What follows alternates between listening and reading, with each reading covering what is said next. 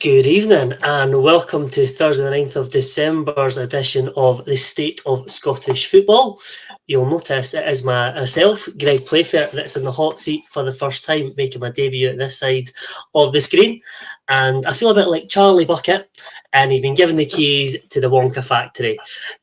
Helping me devour the delights of Scottish football is my very own Grandpa Joe and Robbie Harnatty. Robbie, how are you this evening? Yeah, very well, Greg. Great intro there. Yeah, well, as I said, I've kind of been used to doing the boy band ones with Dave, who's kind of been like I don't know, he's been bringing me down, I suppose. It's almost like time to go solo, but I'm with not the Backstreet Boys tonight. As I said, we'll form a formidable duo. Probably will be the nation's favourite duo since Ant and Dec, who are quite popular at the moment, and I'm sure by the end of the next hour we'll hopefully have a similar impact and capture the hearts of the nation. But again, it's first time being on with you. Again, I feel like I'm in the company of a right professional, blue tick verified on Twitter, no less. But how are you? How's things been? Yeah, it's been very good. Been pretty busy with work and all that. Hectic world of Scottish football, but just love it. And great to be here chatting all things Scottish football on the state of Scottish football with you, mate. So thanks for hosting. No, that's fine. As I said, it's going to be almost like quite conversational. Two pals in a pub. Again, I know though, whenever people are watching this, whether you're watching at home or on your way to the game, I know we've got a lot of Celtic viewership, obviously, from the State of Mind crossover from a Celtic State of Mind. So if you're in the pub, have a pint on us. But on tonight's show, of course, we'll talk about the last 24 hours at Hibs. We'll preview both the Rangers and Celtic games, obviously in European action tonight, as well as we'll do our best to respond to your questions on the live chat. And as always, we're online on all the usual platforms, so please comment, share, and subscribe. It's probably wise, being a Hearts fan, I would love to jump into talking about Hibs and the state of Hibs, but I will refrain myself for a moment. We will talk about, of course, Rangers in Europa League action tonight. We won't cover it too extensively because, again, last night, myself, Dave, and Regan covered it in some depth. So, again, a wee plug. Watch last night's show if you want a bit of tactical analysis and a bit of debate. But in terms of the Rangers game, it's kicked off. I know you're going to be our it's almost like live reporter. You're going to give me updates as well because I can't see the action. Robbie, is it still 0-0? Yeah, it is indeed. But Richard Foster on Sports Sound saying it's going to be a long night for Rangers. It's 63% possession to Leon so far after, I think, 20 minutes. So it's looking like Leon, one-way traffic so far. They've had all the shots, all the corners, all the possession. But you just never know. Rangers, as much as they're ready through to Europa League after Christmas, so I guess they'll be pleased. But fans will have travelled over to France, despite the debacle that I spoke about on Tuesday night with not being allowed and being allowed, etc. But Rangers will want to put on a performance tonight. And looking at their lineup, yeah, they have made some changes, but it's still a very strong team. That front three of Hadji, Kent and Ruth can score goals, can create chances. So Scott Wright coming in, as an Aberdeen fan, ex-Aberdeen player, a player that he hasn't had much opportunities from the start at Rangers. So you look at players like that wanting to make an impact in games like this on one of the highest stages in European competition and against a good Lyon side. Well, I do say a good Lyon side. They sit in 12th place at the moment, but I think the Ligue 1 is a very close division this season, so it can change a lot quickly. Yeah, I think you'd be watching my research from last night, but yeah, no, I think you're right. So we'll run through the Rangers team for those that are not on the know. Again, those maybe of a green side of Glasgow persuasion that probably don't like looking into it, but it's John McLaughlin in goals. We've got Nathan Patterson from a Scotland's perspective playing a right back. Conor Goldson and Bassey in the middle with Barisic left back. The midfield two is Kamara and John Lundstrom coming in, along, as you said, with Hadji, Wright and Kent. And as we kind of thought last night, no Sakala, no Morelos, they're not in the squad, and it's Kamara Ruth up front. So it's that 4-2-3-1. We did talk it, we've mentioned Scott Wright, Kent and Hadji. Quite an interchangeable sort of forward three as well that they can kind of obviously interchange. Again, just for obviously for those as well want to know about the Leon team, they do line up in a 4-2-3-1. Probably some household names to pick up is a guy called Shaqiri, won the Champions League twice with Bayern Munich and Liverpool. He's won the Premier League, he's won the Bundesliga. He's playing against obviously Rangers tonight, along with a guy called Moussa Dembele. Never heard of him, but he captained the Lyon side tonight as well. So again, in terms of you were right in terms of Lyon. They are 12, 4 points off fourth. Again, as you say, Ligue 1, it's quite topsy-turvy. A few wins can propel on the league. But in terms of a score prediction, I won't give it too much, but what do you think in terms of how do you think this match will go? Well, every game so far that I've seen Rangers play in Europe, I guess same as Celtic, been entertaining end-to-end games, and I think it'll be nonetheless here as well. I think Rangers will score, but I think Lyon, and they have made a very good start to the game. They're at home. They possess great players like Moussa Dembele, the goals he scored for Celtic in the Scottish Premiership. Fantastic footballer.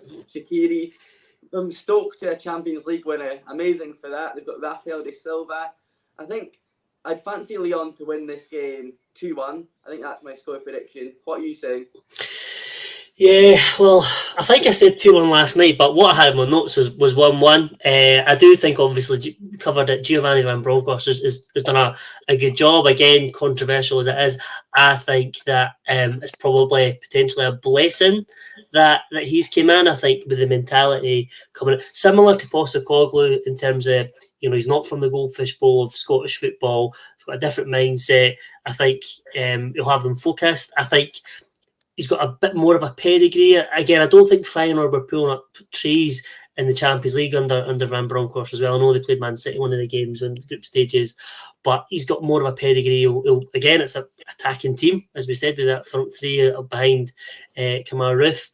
I think it'll be 1-1, and again, purely kind of selfish as a Hearts perspective, I would love the men in Maroon to inflict his first defeat in all competitions on Sunday. But we can get to that later on the show and talk about the weekend games. But I'm thinking 1-1.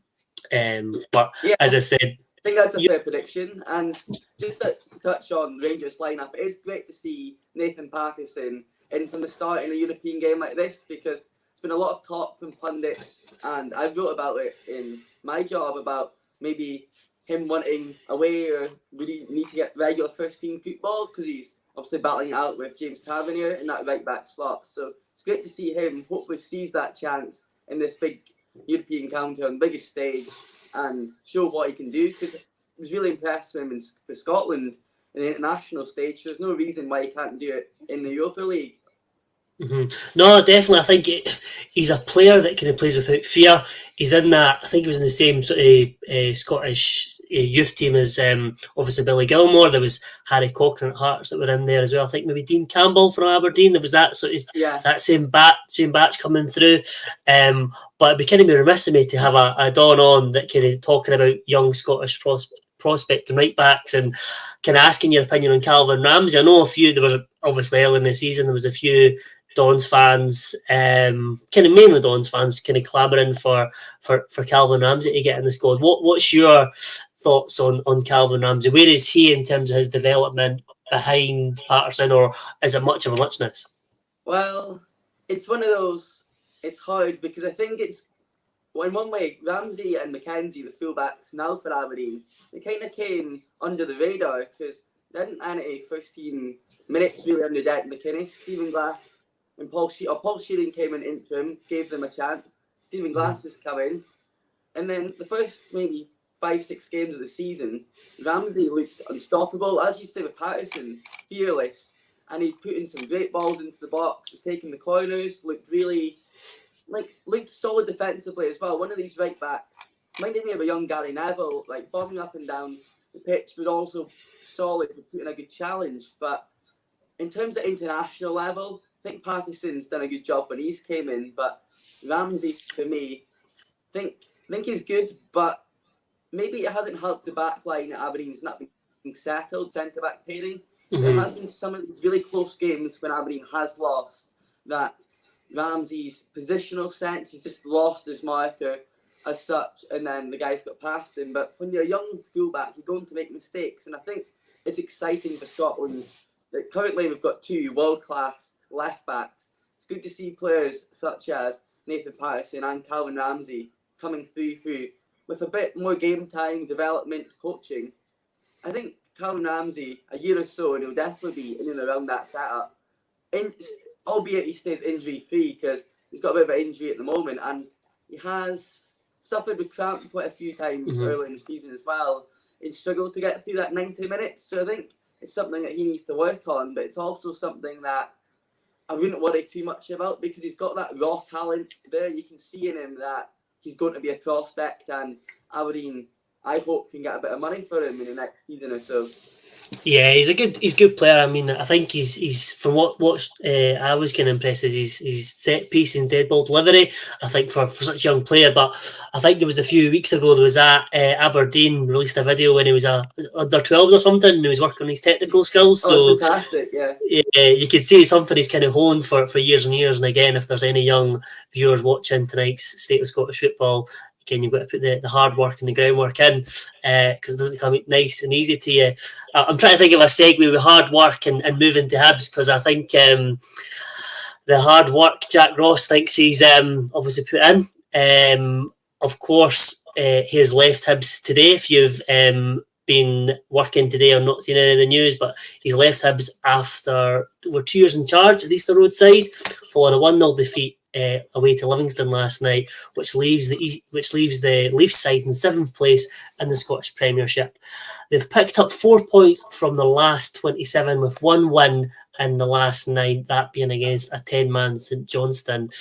Having led Hibs to a cup final in just over a week's time, Robbie, I need to ask, do you think he deserved more time, or was this at the right moment?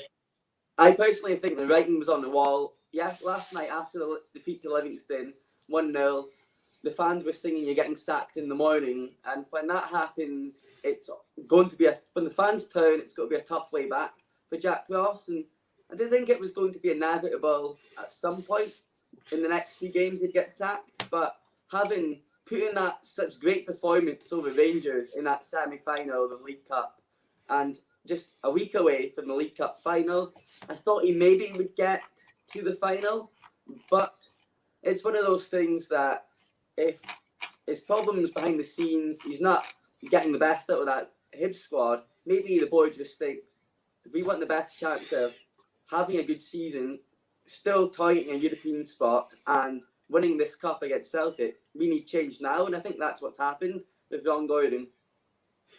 Yeah, I mean, there's lots to unpack here in terms of, again, we could talk about the results that have led to this decision for Hibs. We could talk about kind of other factors, recruitment's been something mentioned. We can also talk about where Hibs go from here. A lot to undertake, and I say we'll get our teeth into it. And of course, we can't do Livingston a disservice as well, who were well worthy of their victory last night from performance. But probably a good place to start is talking around the result last night. So obviously going into the game, Hibs had the chance to move into top 6 above Aberdeen, and obviously for Livingston as well, they had the chance to move up to 8th in the table from 11th. Again, how it went down in terms of the game. So started off with a goal for Livingston, Jack McMillan scoring, who again after Livingston started with the same lineup against Hearts. David Martindale looking to keep things similar against I suppose similar opposition in terms of, aside from the capital, a side that would come and attack and would be favourites to win at the Spaghetti had. But obviously Livingston took the lead 1-0. Jack McMillan, again, question marks around Ryan Porteous and his mark in there, because obviously it came off and went in. Again, we could talk about Porteous in due course. But then straight away, Hibs went up the park, and there was a penalty with Martin Boyle being fouled. Again, I don't know if you've seen this, but I've seen it. Have you seen the incident? What was your take on the penalty incident? Well, Martin Boyle is a player that I do rate highly, but time and time again you see him going down soft in inverted commas, and I think that was another one where it was a bit of karma when he maybe missed the penalty, because for me it wasn't. he could make. Someone might say, "Oh, it might have been a bit of contact to make him go down," but he went down very theatrically for my liking. If I was a Ross County fan, I wouldn't be happy with conceding that penalty.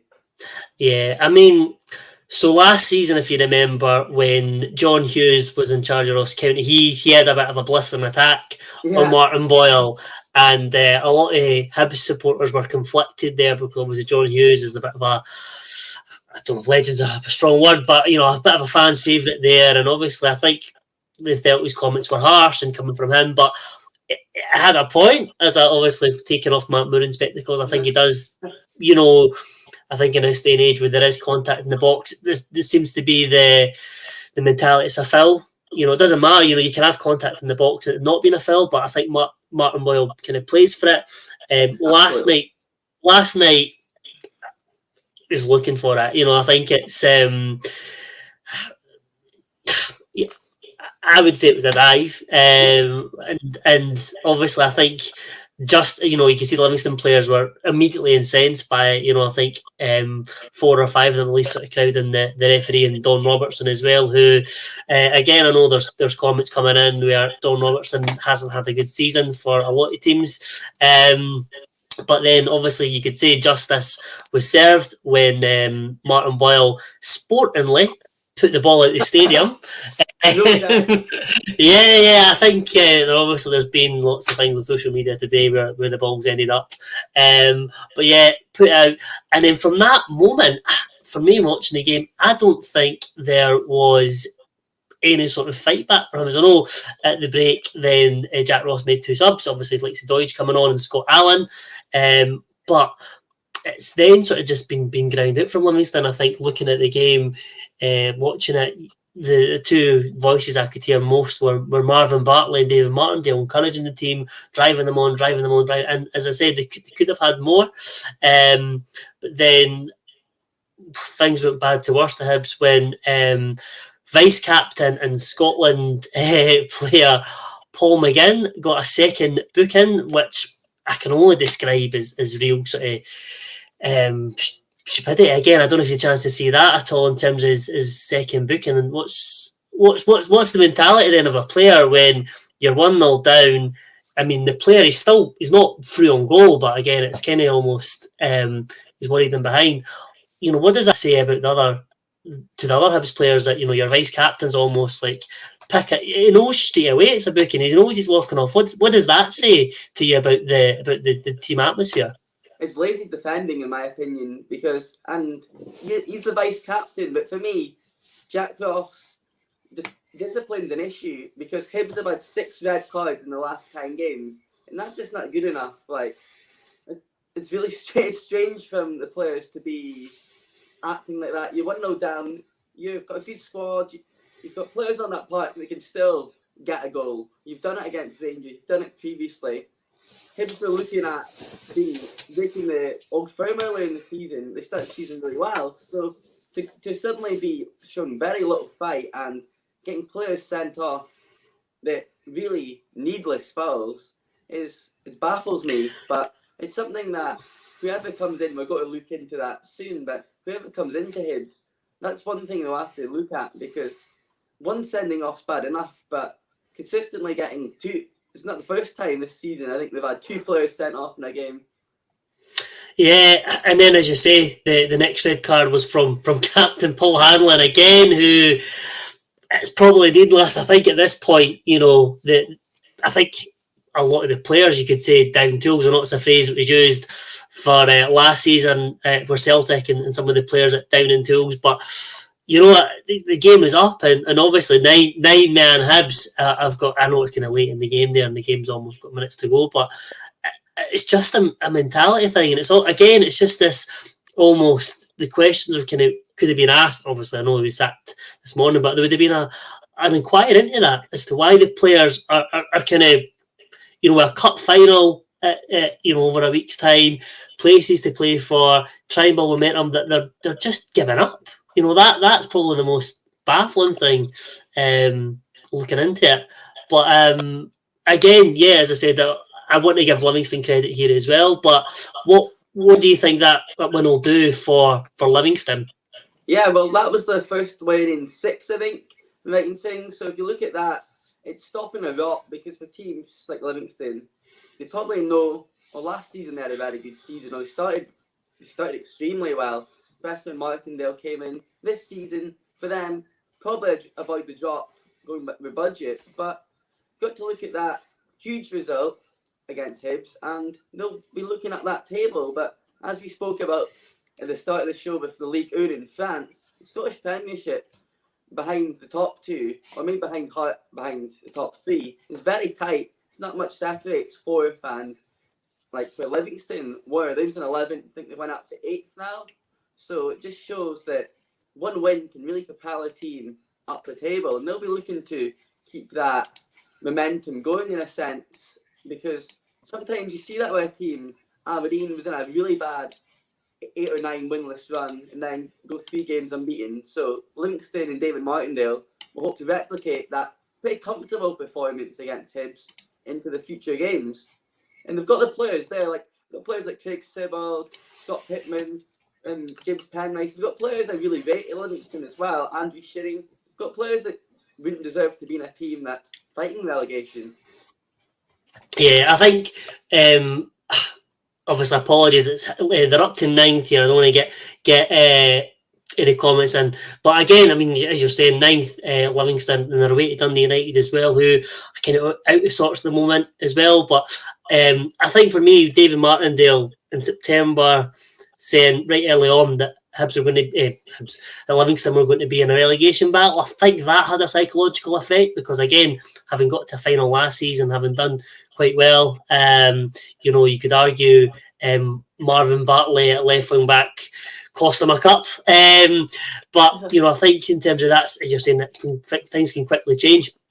But I mean, for me, what the man of the match last night was ex-Hibs player Stefano Mionga, who was just imperious in the middle of the pitch. I did say in last night's show and probably last week as well that I felt that Jason Holt and Omiyonga as a midfield two are quite lightweight. And again, I did talk up Newell Doyle Hayes, but quite interesting the amount of feedback that Hibs fans have now said about those two as a midfield pairing. But yeah, well worth the win, and hopefully that kind of propels them up. I still think you need a sort of a focal point up front. They'll bring back Joel Newbley from Arbroath, who Martindale's has quoted saying that he hopes that he'll be the one that can bring an option. I know they've got obviously Bruce Anderson, Exton, and Harry Patanayu as well, who again aren't necessarily. I don't think can lead the line themselves. Consistent goal scorers, yeah, that's the thing for these teams. I feel a lot of these teams from 8th down to bottom in Ross County, it's having a reliable goal scorer. It's going to score every week that can be an issue between winning games. Or that the goal that separated the game last night was Jack McMillan's first goal in 3 years. That just shows, but you do want players stepping up, and you'll hope they can build on that from there as well. Yeah, and as you're saying, talking about getting that wins, let's go back to Hibs because that's a good segue for me. Again, Jack Ross is away. As I said, we kind of thought it was coming. In terms of what went wrong, so he has been in charge for 2 years, again, albeit he's had a sort of 5-month hiatus, obviously due to COVID-19. So he's had a year and a half. I think they say in terms of nowadays, a manager needs 2 to 3 transfer windows to make a difference. In terms of signings this season and in recent times, what have you made of his business? I mean, we could go through the team, but in terms of, is Jack Ross leaving the team in a better position than when inherited it? Signings-wise? For me, signings-wise, I think he has inherited. I think he's left a team that's definitely underachieving, especially in league form. I think there's a good squad there, but probably is certain positions. For me, especially looking at Hibs in general, they've got strikers in Kevin Nisbet and Christian Dodge who should be scoring more goals than they do. And they've got players there that can do the job. But for me, they lost Marciano, obviously, in the summer. He's a very reliable goalkeeper. They've got Matt Macy. I think he does a pretty good job. I think Hibs, much like Aberdeen, they have quite a big squad and some good players. But I don't think Jack Ross knew his best team at times, and best midfield pairing was often like he made in his final game last night, double change at the break. And you can make all the signs as you want, but it's getting the right players in and the right system that's going to complement these players. And I think we do have players that whoever comes in can use. And Scott Allen's one that I've seen a lot of Hibs fans say, whoever comes in, get him back starting games, because he's one that he came onto the scene how long ago now, and has been at 2014, 2014, I think. Yeah, being at Celtic, Dundee, he's been on Inverness, and he shows spells of it, but just not consistent enough. And I know Scottish Premiership, we're going to have that. These players are in the Scottish Premiership probably for a reason, but I think Jack Ross, I don't know, I'll put that on to you. For me, I think I'd say so with the team. It's a good team, all right squad, but it's areas of that team that he probably could have maybe recruited better on. What would you say? Yeah, I think for me, again, I thought Matt Macy probably not as good as Marciano. Again, no. I think obviously we've seen as a Scotland supporter, we've played Israel about 20 times in the last 2 years. He's played well against us there, and I think he's played well at times for Hibs.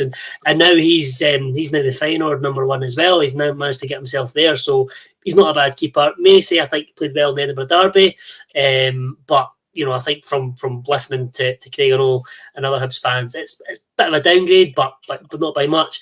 In terms of the defence, obviously he's brought in Chris Cadden, Paul McGinney's brought in as well. For me, they're okay. I don't think in terms of they're better. I think the centre of defence is probably an issue for Hibs as well, because again, this sounds harsh, but I think when he's three defenders still predominantly at centre back are Ryan Porteous, Darren McGregor, and Paul Hanlon. Now, lots of supporters have said Darren McGregor's basically gone. He comes on for a cameo. It's the loyalty that he's still at the club. So you're looking at that thinking, right, okay, they brought in a young loanee, the England under-19 international, under-20 international captain, played one game, shipped back to Middlesbrough. We don't know what's went on there. So then you look at Paul Hanlon and Ryan Porteous have been the centre-back pairing. Now, Paul Hanlon, again, having seen him over the years from the other side of the city in Edinburgh, I think he's okay. I think he's a good, honest pro. I think he does his job diligently. He's not a big talker there. So he's not a dominant centre-half. I think he needs someone alongside him, which is why Porteous has came in, and I think obviously this is why he divides opinion. For me, I probably said in a very predominantly Hearts group chat with friends and stuff that I actually like Porteous. I think he's a good centre-back. Again, he's still 22, still a young guy, but I think he's trying to take on the mantle of a leader. And again, being a Hibs supporter probably means more to him than probably most in that Hibs team, along with, again, Darren McGregor, who doesn't really get a game. So he takes on too much. And I think at times you could say that Jack Ross's failings is maybe looking to temper that for Ryan Porteous. I think one of the defining moments for a lot of Hibs fans was that defeat at Ibrox when Porteous got sent off. And since then, it's been that downturn in form. Yeah, that sending off there, which kind of kicked off the trend. For me, again, we could speak about Ryan Porteous, but I think it'll be interesting to see what a new manager brings. But for me, I was saying to friends and stuff, I think for Porteous to get to the levels that he's capable at, because again, it's a bit like obviously the Celtic State of Mind podcast. I was watching, indulged in that yesterday and a bit today, where they've saying Kyogo's almost cards are marked, right? And I think that in a way kind of works for Ryan Porteous. He's now got this, he hates Rangers, he's a reckless defender, he's aggressive, he can't control it. He's obviously gave an interview to the BBC the other day saying he's not going to change his style of play. I mean, I think he's more suited to the English Championship there, where I think away from the spotlight, playing for your boyhood team, playing with your mates, playing there, I think a bit like, Scott McKenna as a Don that went down there. Scott McKenna, I was going to use that example actually. I think Scott McKenna is kind of bullish, no nonsense centre half, and I think Porteous can be that. And I think you make a good point on Paul Hanlon.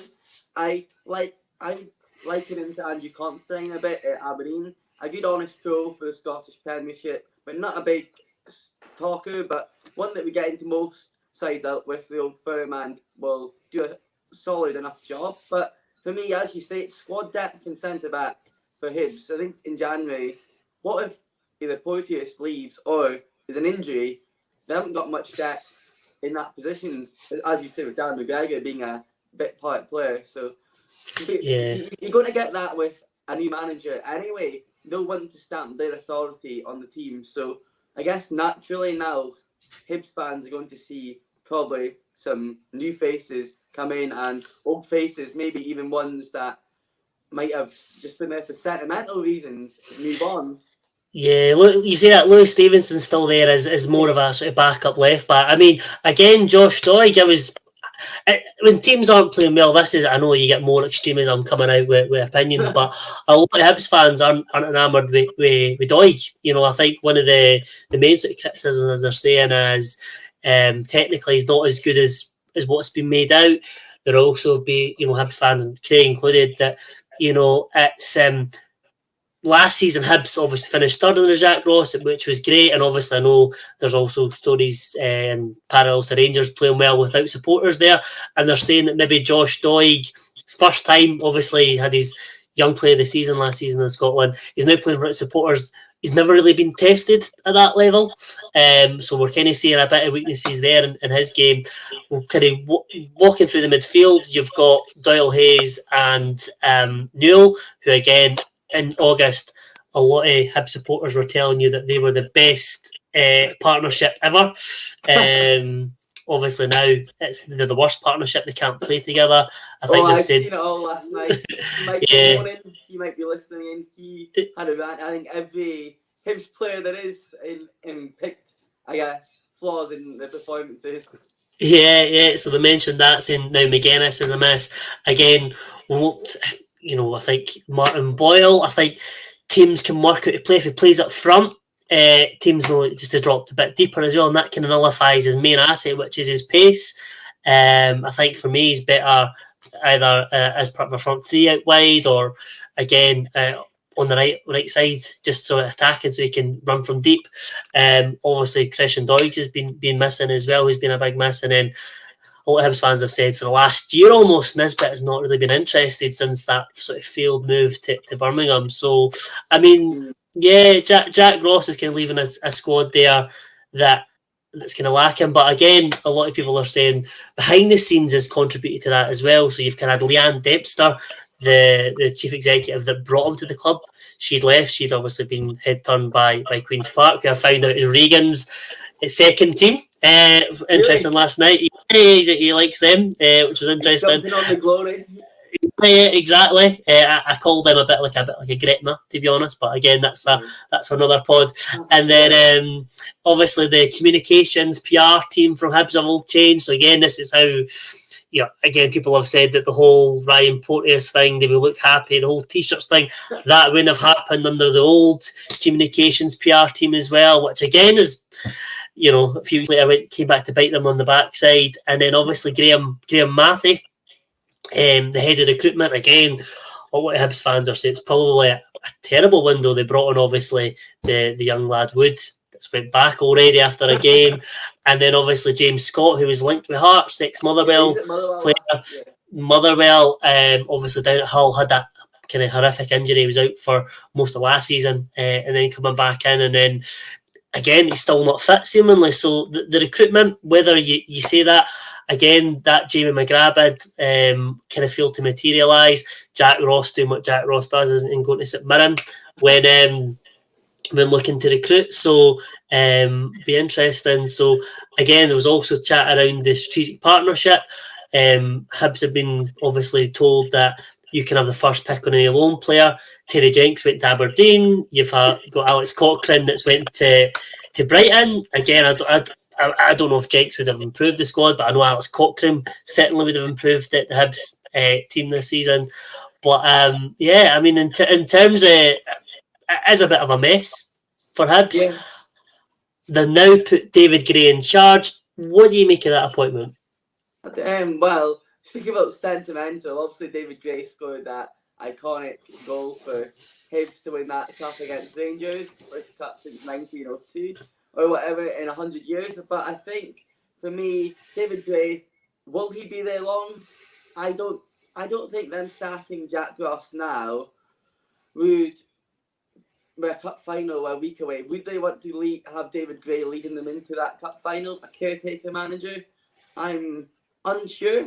I think David Gray, you'll know a lot of these players already. He's been in and around the club for a lot of years, so it's probably a safe and easy, simple appointment and transition at the moment. But I think that Hibs board, as you say, there's been a lot of change behind the scenes from the marketing, communications to board of directors. It's one of these that you just don't know, because Steve Keen's the former Blackburn Rovers manager. I remember him when the Venkies were in charge of Blackburn Rovers, and Steve Keen was assistant and then caretaker and became manager.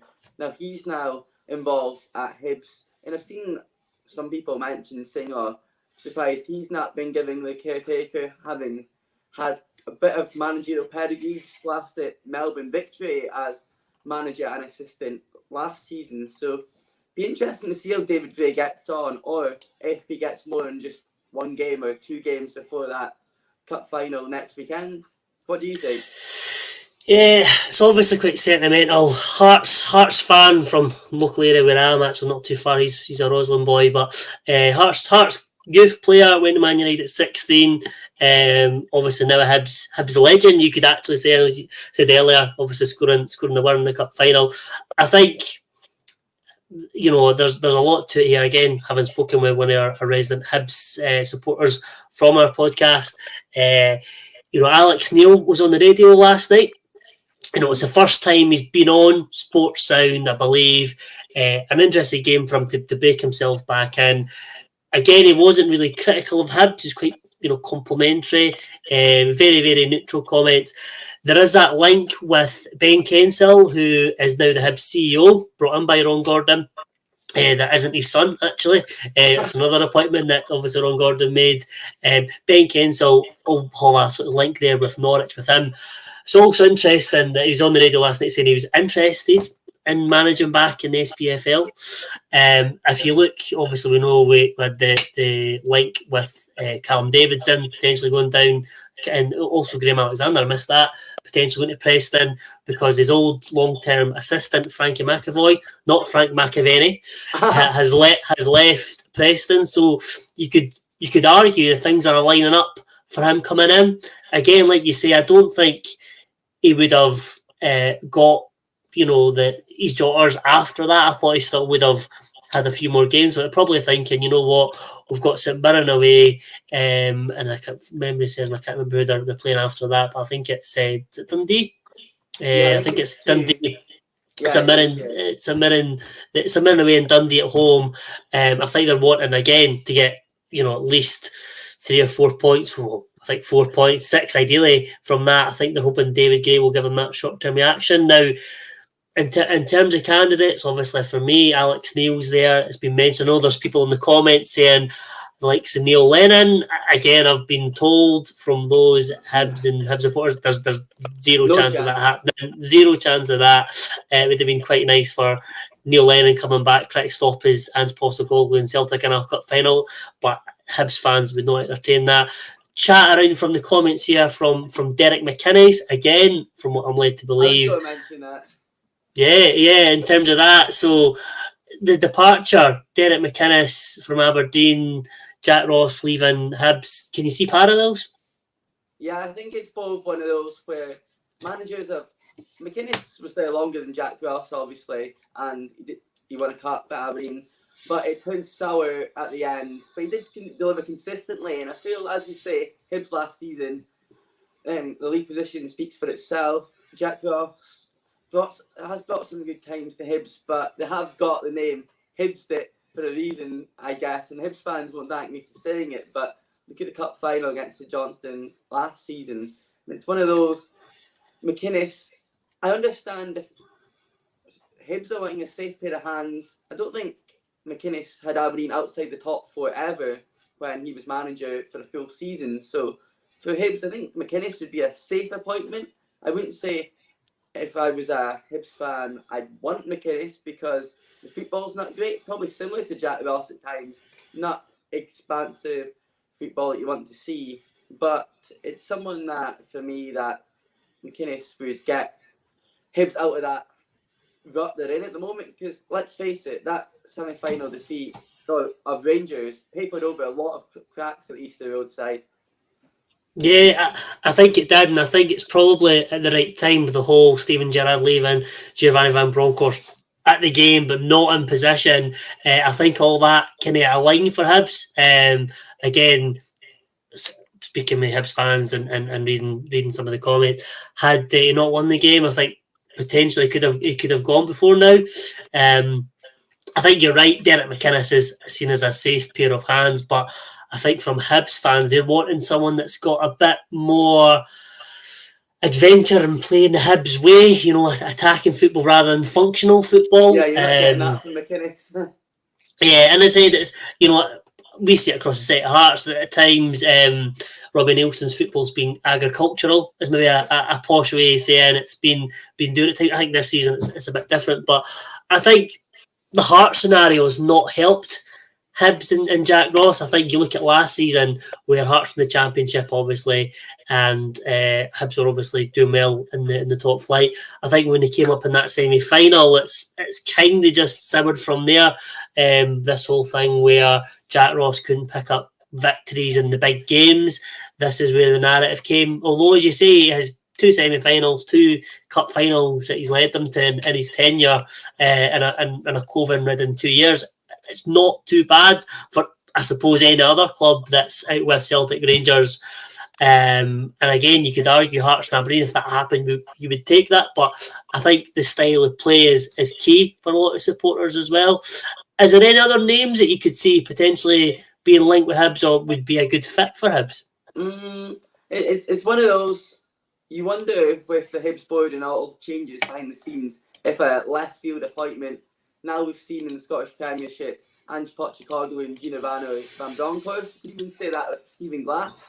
Would you as a Hearts fan expected Stephen Glass to end up Aberdeen manager? So for me, yeah, there's obvious Callum Davidson, Steve Keane, Alex Neil, Derek McInnes, but I would not be surprised if a left field option came out in the press or something over the next 48 hours and Hibs went for something like that. But it's one of those, where we are in the season, do they get someone just through to the end of the season, then look at it in the summer? I'm not sure what they'll do, especially if they're that quick to get do I look half a t-shirt printed, how quick are they going to be at appointing someone as manager ahead of this cup final?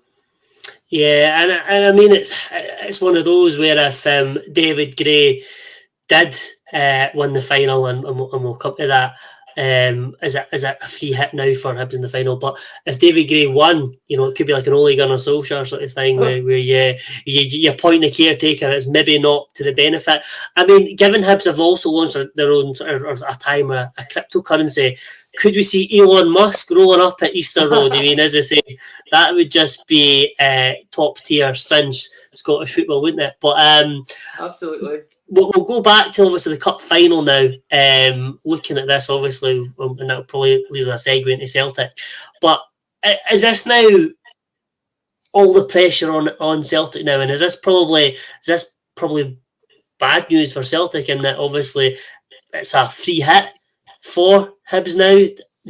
Whoever the manager comes in, whether it's David Gray or whether a new man comes in, not expected to win, the pressure now is on Celtic. Is this something Ange Postecoglou side will buckle under the pressure? Is it going to change anything for them?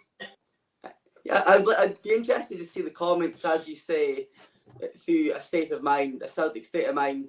Viewers often tune in, so I definitely personally think it is a free hit for Hibs, and I've seen a few Celtic fans say that as well. They're gutted that Jack Ross is away because there's a stigma that Hibs lie down for Celtic, or it would be a walkover for Celtic in that final. But Hibs clearly have it yes, you could say Rangers were caught cold after Steven Gerrard leaving. They didn't have a permanent manager actually in place for that semi-final. But that first half was explosive football from Hibs, and Martin Boyle obviously got that hat-trick and showed what he could do. So there's no reason why Hibs, the shackles could go off, no manager, or as you say, caretaker manager. You've seen what Manchester United achieved when Ole Gunnar Solskjaer came in, heroics in Paris. Loved it as a Manchester United fan, and Hibs fans, I'm sure, will be hoping for the same at Hampden for the final against Celtic. And I don't think, going by what Ange Postecoglou is nature and what he's like, I don't think he'll change anything or his mentality too much. But for Hibs, I think the fans will be quite relieved and just expect the unexpected. And I honestly wouldn't be surprised if Hibs could take that game to extra time or run Celtic very close, because, as we said, yeah, it can be it's an okay squad. Some of these players are not performing to their potential, but what about it just could take a managerial departure for these players like Josh Doig, Joe Neal, I guess even Kevin Nisbet, to find the love for the game again and, I guess, play to the potential that we all know they can.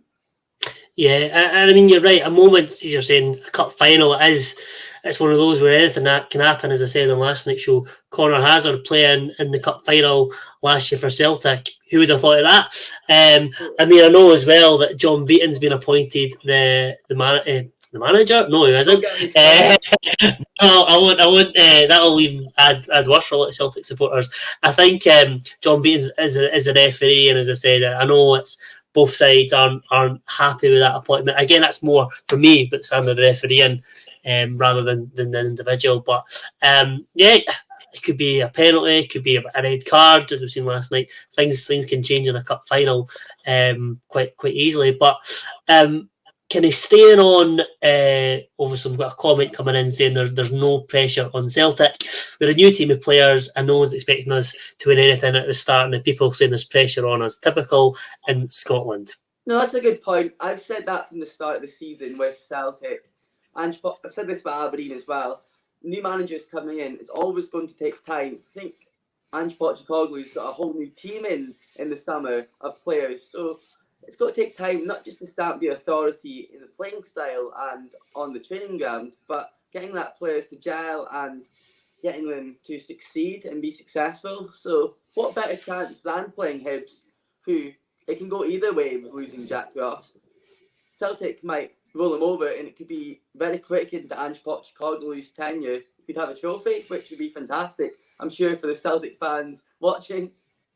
Yeah, definitely. And as I said, well, obviously, I'm sure next week we'll do a bit more cup final fever and build up. And as I said, I'm sure all your favourite resident contributors will be on, and all your Celtic favourites as well, like say Colin and Regan and others will be on this show as well. We'll talk about that. But we'll move, kind of staying with Celtic a little bit. I know they're also in European action tonight as well. They are playing Real Betis, who are currently third in La Liga, as far as I believe. Again, I did mention the cup final potentially being a free hit for Hibs. This game is a bit of a free hit for Celtic. I've not seen team news. It should probably just come out just now.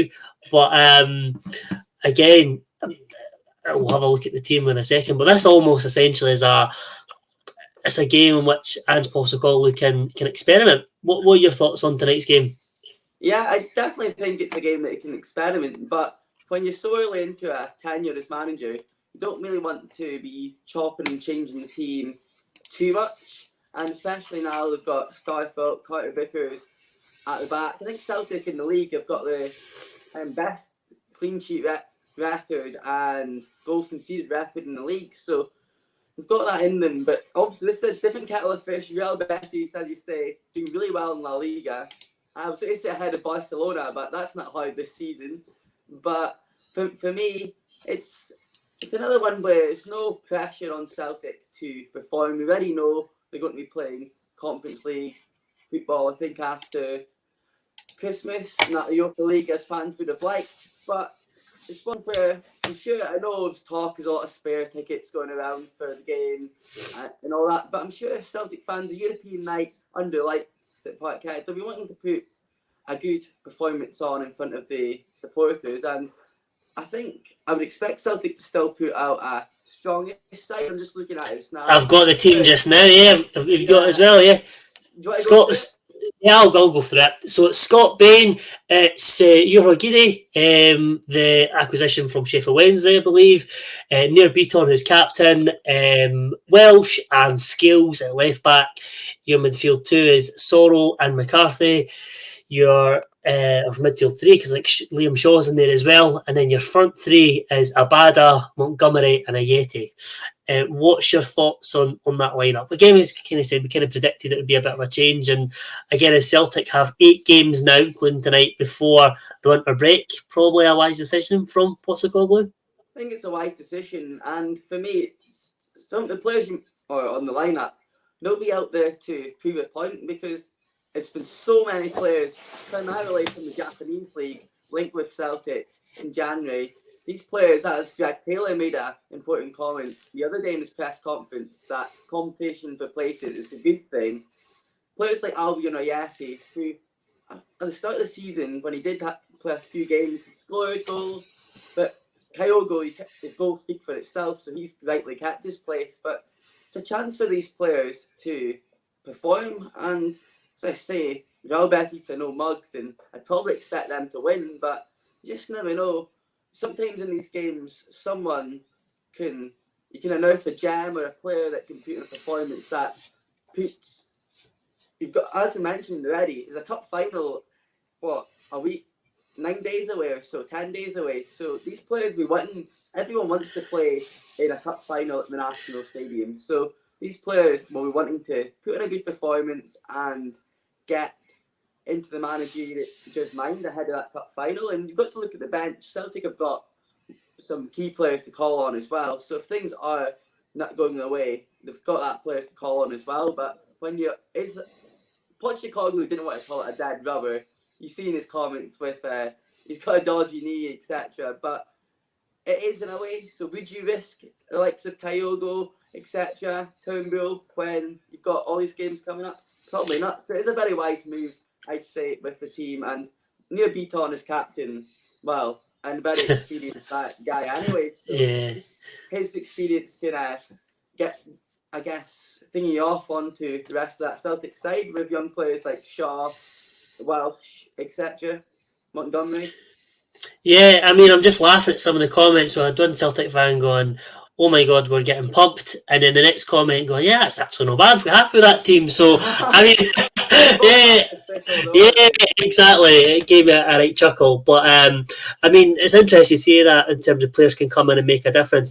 It was in this competition last season that, like, Turnbull and Sorrell came in and then found themselves mainstays in the team. So you're right there. I think, obviously, having played my team, Hearts, the other week, we've seen those 3 injuries that, obviously, given the style of play, it'll be an attacking team that obviously will, Postecoglou doesn't play in reverse. He wants players to play forward.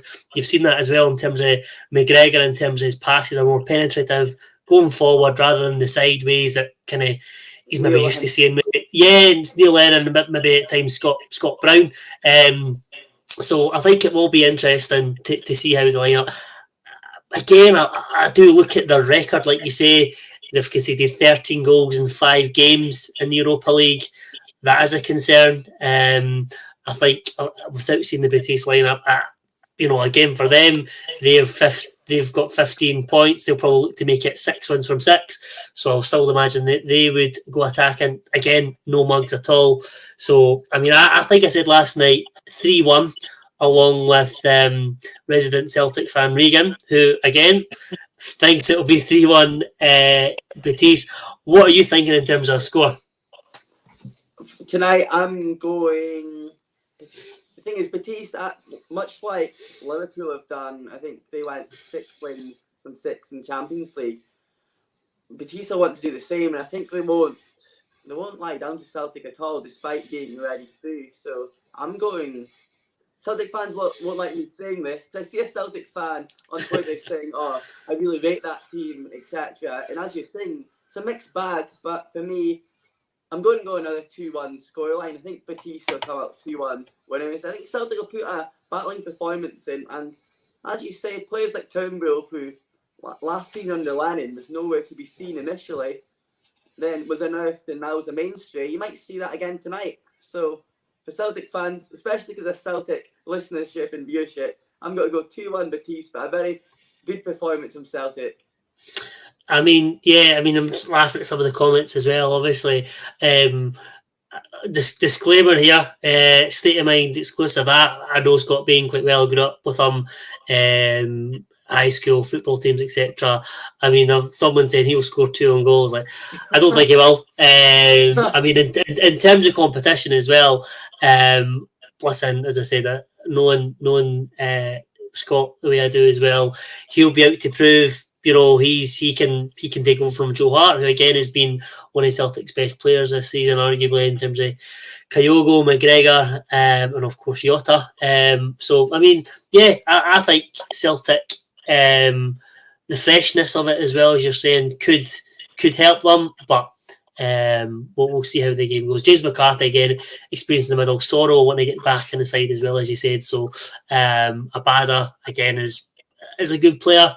So we'll see what transpires. Yeah, can I just quickly move to the blue side of Glasgow just to update viewers? It is 1-1 between Lyon and Rangers after 53 minutes. Rangers were 1-0 leaders at the break thanks to Scott Wright, who we spoke about has had limited game time so far at the Ibrox side. He scored just before half time to give Rangers a 1-0 lead at the break, but Calvin Bassey had just put the ball into his own net to equalise for Lyon with 53 minutes gone. So certainly sets up an exciting, last hour or so to that match.